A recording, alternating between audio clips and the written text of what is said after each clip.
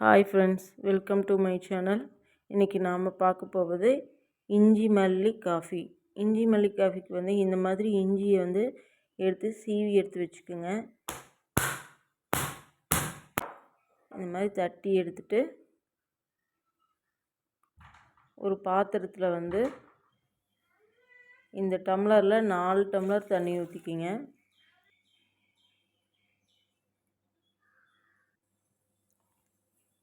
தட்டி வச்ச இஞ்சியை உள்ளே போட்டுக்குங்க.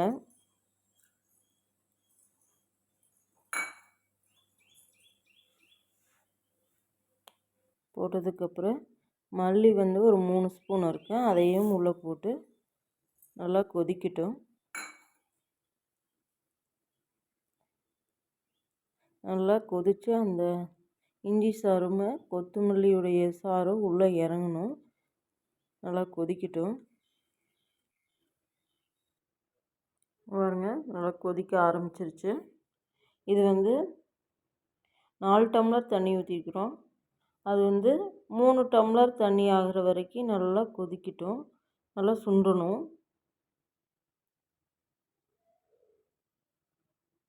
நல்லா கொதித்து அந்த சாரெல்லாம் உள்ளே இறங்கட்டும். அப்போ தான் அந்த காரத்தன்மை இருக்கும்.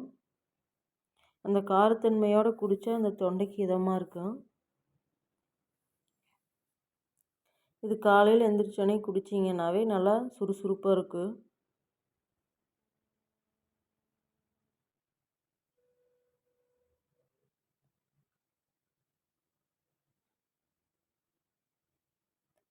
நல்லா கொதிக்கட்டும். நாங்கள் இதுக்கு நாட்டு சர்க்கரை தான் யூஸ் பண்ணுவோம். நீங்கள் எந்த சர்க்கரை வேணால் யூஸ் பண்ணிக்கலாம். நான் நாட்டு சர்க்கரை 4 ஸ்பூன் போட்டிருக்கேன். இல்லை நீங்கள் தேன் யூஸ் பண்ணிக்கிறதுனால யூஸ் பண்ணிக்கலாம். இது ஒரு கொதி வந்ததுக்கப்புறம் நீங்கள் இதில் வடிகட்டிக்கலாம்.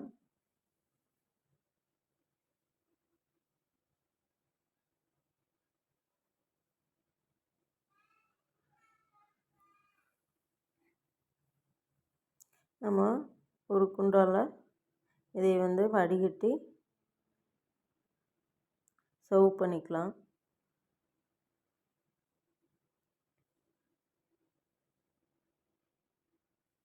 இங்கே பாருங்கள், பார்க்குறதுக்கே நல்லாயிருக்கு.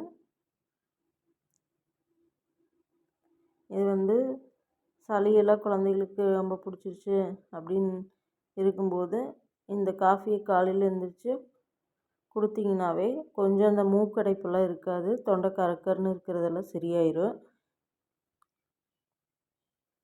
நான் ஃபாலோ பண்ணிகிட்ருக்கிறது இதுதான். காலையில் எழுந்திரிச்சோன்னே சளியெல்லாம் பிடிச்சிருந்ததுன்னா இதை கொடுத்துருவேன். ஓரளவுக்கு ரெடி ஆயிடும்.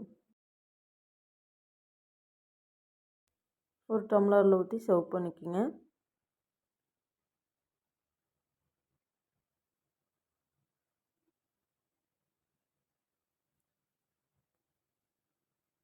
இந்த மாதிரி செஞ்சு பார்த்துட்டு லைக் பண்ணுங்கள், ஷேர் பண்ணுங்கள், கமெண்ட் பண்ணுங்கள். ஓகே, பாய்.